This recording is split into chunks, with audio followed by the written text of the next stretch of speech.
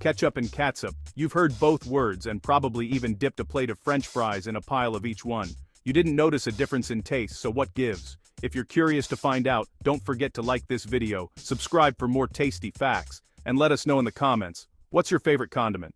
Ketchup and catsup are simply two different spellings for the same thing, a modern westernized version of a condiment that European traders were introduced to while visiting the Far East in the late 17th century. What exactly that condiment was, and where they found it, is a matter of a much wider debate.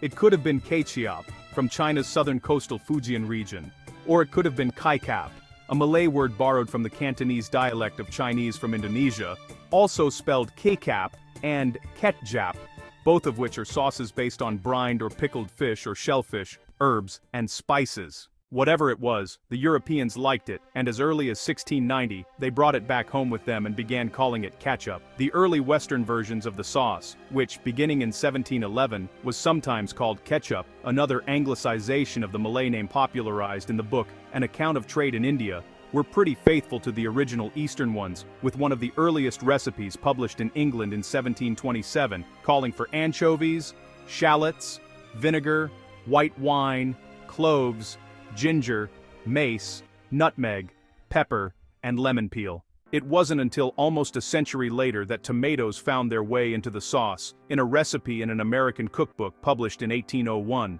In the meantime, another alternative spelling popped up, which was mentioned in a 1730 Jonathan Swift poem, and, for our homebred British cheer, botargo, catsup, and caviar.